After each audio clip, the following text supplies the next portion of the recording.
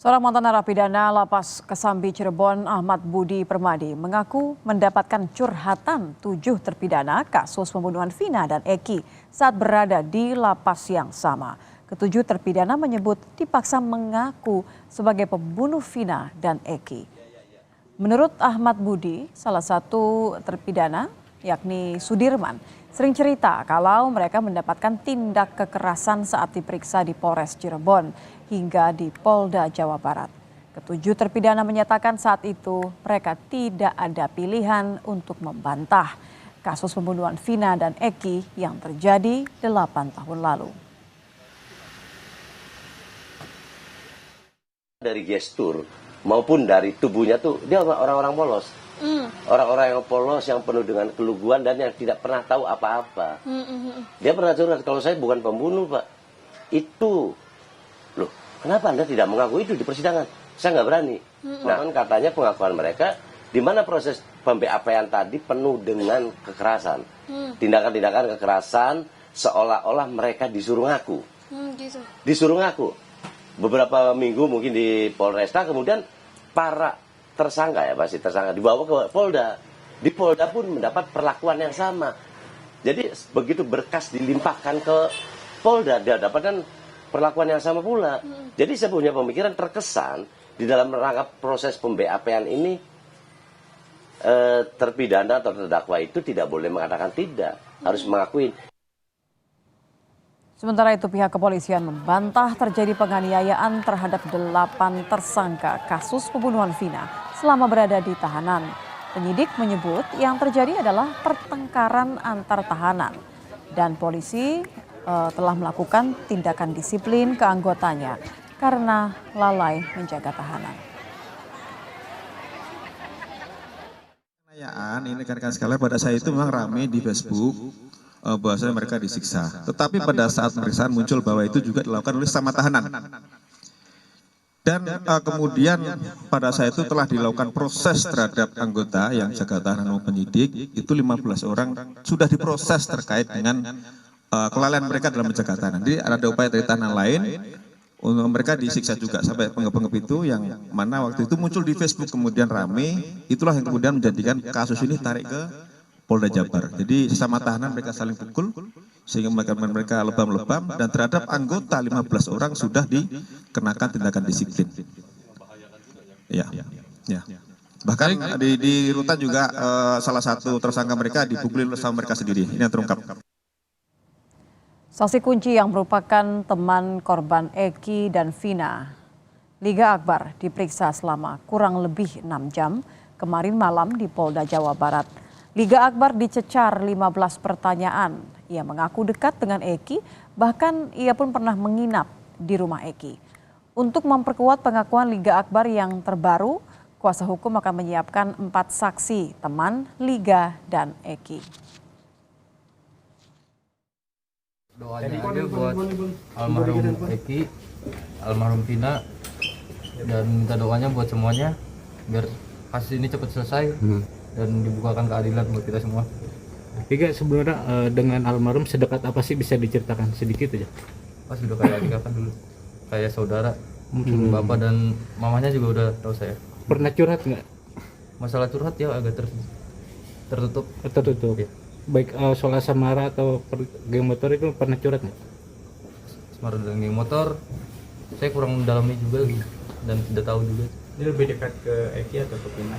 Ke Eki. Pernah nginep bareng sama Eki? Ya, di rumah. Di rumah Eki. Rumahnya Eki. Ya, saudara, kini muncul sosok baru, yakni Ahmad Budi Permadi, mantan napi Lapas Kesambi Cirebon yang mengaku dicurhati 7 napi kasus pembunuhan Vina dan Eki. Lalu apa saja isi curhatan mereka kepada Budi? Sudah bersama kami, Mas Budi, selamat malam. Selamat malam. Malam, Mas Budi. Malam, Mbak. Mas Budi, boleh diceritakan kepada Selamat Nitya, malam, Mbak. bagaimana perkenalan Iya, Anda dengan ketujuh napi kasus pembunuhan Vina Eki? Sejak kapan? Ya, karena saya ketemu mereka itu di mana ketemunya di dalam Lapas 1 Kesambi Cirebon. Saya sudah masuk dari tahun 14 dan keluar tahun 2019 kalau kasus saya. Sementara kasus Vina itu muncul dari tahun 2016. Saya kenal mereka itu karena saya di lapas itu sebagai tamping, yaitu tamping masjid yang harus mengikuti sebuah proses mapenaling. Maka ada napi baru pasti ketemu dengan saya. Napi itu mengikuti mapenaling yang memang sudah program dari lapas tadi. Sekali waktu, sehari 2 hari memang udah biasa, akan tetapi saya bilang, Anda dari mana? Dari Cirebon. Berarti sama-sama dari kota Cirebon. Kasusnya apa? Kasusnya adalah kena pembunuhan Vina. Tapi saya nggak ngebunuh, Pak. Dia ngomong seperti itu. Kok bisa terjadi? Saya coba cari tahu apa penyebabnya. Saya itu begitu ditangkap, begitu saya pulang kerja, kata beliau, kata mereka yang 7 itu. Saya pulang kerja. Setelah saya pulang kerja, saya itu ditangkap. Polisi menangkapnya pun ada pihak RW setempat. Padahal setelah ditangkap kemudian langsung dibawa ke kantor polisi, kemudian diproses. Mas Budi, maaf. Dan setelah diproses, ini ceritanya siapa berarti? Dia diproses. Ya. Ini pengakuannya siapa berarti yang mengaku bahwa ia salah satu orang. Salah satu orang. Pengakuan daripada ke 7 orang tadi. Salah satu orang ngomong begitu ke saya dan mengatakan seperti itu. Dan semua kawan-kawannya itu mendapat perlakuan yang sama untuk mengakui apa yang tidak pernah dia lakukan. Kok bisa gitu? Saya bilang. Sementara gimana? Nah, setelah diproses dia katakan di Polresta itu dia masih tidak ngaku karena dia memang bukan pelaku. Kemudian sampai dibawa ke Polda.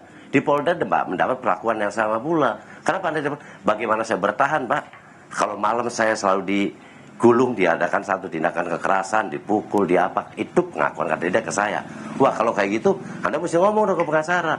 Begitu digelar persidangan, di dalam persidangan pun dia tidak mau ngakui. Tapi kenapa saya bilang, kamu bisa ngomong, saya tidak melakukan pembunuhan. Nah, kemudian saya kan bertanya, Pak, nanti rekonstruksinya gimana nih?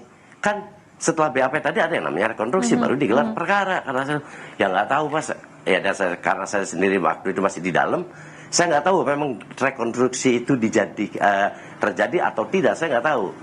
Yang pasti dia cerita ke saya itu di mana dia mendapatkan satu perlakuan kekerasan yang dilakukan oleh oknum. Begitu ke saya. Karena saya waktu itu sebagai tamping masjid, salah satu petugas yang membantu petugas untuk memberikan arahan kepada para napi-napi yang baru. Napi baru saya arahkan dan mesti bisa terima seperti apapun, ini adalah konsekuensi daripada kehidupan Anda di luar. Anda melakukan tindakan seperti saya itu, potong semuanya dulu, penuh dengan Mas konsekuensi. Budi, saya harus konfirmasi. Tapi bagaimana Anda harus tetap survival di dalam penjara? Iya. Saya konfirmasi terlebih dulu. Berarti pengakuan dari salah satu orang ini boleh disebutkan namanya siapa, dan apakah Anda sempat mengonfirmasinya juga kesamaan cerita ini dengan ke-6 lainnya ya, artinya 7-7-nya ceritanya sama, bahwa mereka merasa bukan pelakunya, tidak mengetahui persis proses hukumnya seperti apa, penangkapan yang tiba-tiba tadi tanpa ada bukti yang cukup, dan yang terakhir adalah mereka mengaku bahwa ada intimidasi bahkan kekerasan dari aparat. Enggak, dari satu orang. Dan mereka itu kan baris ini duduk di masjid biasa, saya ngasih ngobrol. Kemudian selesai program penalingan suka rehat tuh, Mbak. Rehat kita kan ngobrol. Terkadang saya suka iseng menanya kenapa kasus kamu bisa ada di dalam. Nah, dia ceritakan hal seperti itu. Yang membuat saya tanda tanya itu, Anda bukan pelaku. Kenapa waktu proses persidangan, kenapa Anda, Man, saya panggil Man aja, nggak tahu namanya Sudirman. Nggak tahu, saya sendiri nama satu-satunya kan lupa nih, Mbak. Ya. Oh, kenapa? Ya, saya mau ngomong nggak ngaku kayak gimana. Ini kan di mana? Pengacara kamu gimana? Ya, seperti ini aja. Jadi nampak sekali dari muka mereka itu bahwasanya keikhlasan, bukan ikhlasan apa, kepasrahan yang nampak sekali gitu loh. Dia kayaknya udah pasrah banget. Memang keputusannya seperti ini, kayak gimana lagi, Pak aja.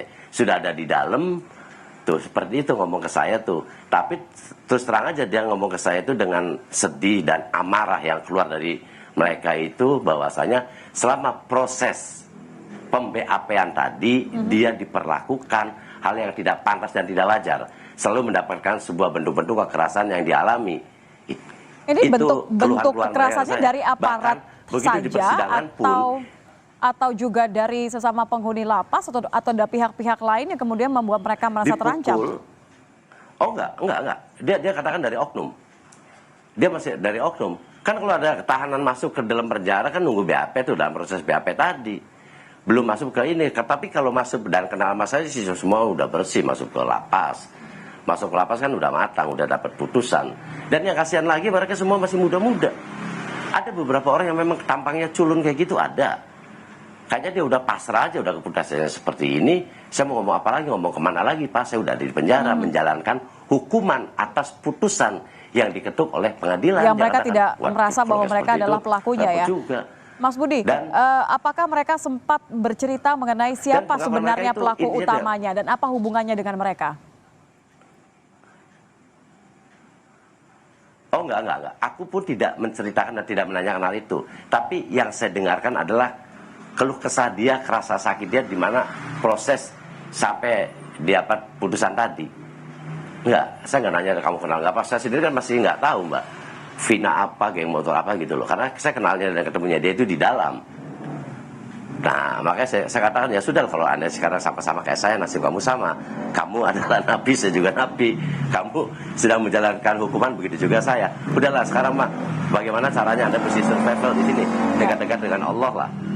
Banyak istighfar. Paling saya hanya mengatakan hal-hal seperti itu aja Mbak. Mas Budi kan sempat mengatakan ya kepada Sudirman ini dan juga kepada ke-6 lainnya bahwa kalau memang ada merasa ketidakadilan, sudah ngomong belum ke kuasa hukum, ke pengacara? Ini sudah dilakukan belum ya sama mereka? Bicara ke pengacara masing-masing. Saya pernah ngomong seperti itu. Saya pernah ngomong seperti itu, akan tetapi saya sendiri belum pernah lihat nih ada ngebesuk pengacara atau apa, sama sekali tidak ada. Dia pikir mungkin sudah jadikan keputusan seperti ini, sudah tidak ada celah lagi untuk pembelaan diri dia, udah diputuskan, udah ini keras, tinggal dia menjalankan masa tahanan saja, pikir dia dan pikir saya seperti itu. Karena saya nggak ngelihat, dan bahkan di antara mereka pun ada yang jarang dibesuk Mbak. Oke. Setelah Mas Budi tahun 2019 berarti keluar lapas, apakah sempat bertemu lagi dengan, mungkin kan sudah terpikir ya bahwa oh ini ternyata kasusnya begitu, apalagi akhir ini kan sudah mulai semakin banyak menjadi sorotan. Mas Budi sempat nggak bertemu dengan keluarga Vina, keluarga Eki, atau mungkin malah keluarga dari ke-7 orang ini yang bercerita kepada Mas Budi? Saya tidak pernah ketemu dan memang saya nggak kenal mereka Mbak. Yang saya temuin adalah kawan saya juga sama napi di dalam. Dia sama dengan saya tamping masjid, karena dia itu adalah orang Kuningan dan dia sangat akrab sekali dengan Sudirman tadi. Saya menanyakan itu, Ded, sekarang kan kasus ini ramai nih, nasib yang Sudirman gimana? Saya kan menanyakan seperti itu. Terus jawab Dedi, semua ke-7 narapidana kasus Vina itu sudah diangkut, sudah tidak ada lagi di lapas 1 Kesambi. Di mana? Di Polda. Hah? Di Polda. Saya kan sudah tanda tanya kenapa mesti di Polda. Nah itu pengakuan Dedi. Dedi pun sama, mantan napi kayak saya, dan dia adalah orang yang paling dekat dengan Sudirman tadi. Makan dikasih, ya pokoknya sedikit diperhatian lah. Karena begitu saya keluar, dia sendiri kan sama tamping masjid, dan Sudirman itu ngegabungnya sama kami para tamping masjid. Satu sisi dia mungkin nyari pelindung, kedua mungkin dia berbanyak istighfar, dan dia lebih mendekatkan diri kepada Allah. Ya, karena artinya sangat muda ya. menerima nasib seperti itulah. Memang kenyataannya kayak gitu Mbak. Baik, terima kasih. Terima kasih Mas Budi sudah bergabung bersama kami di Kompas Malam. Sehat-sehat, selamat malam Mas Budi. Iya, makasih.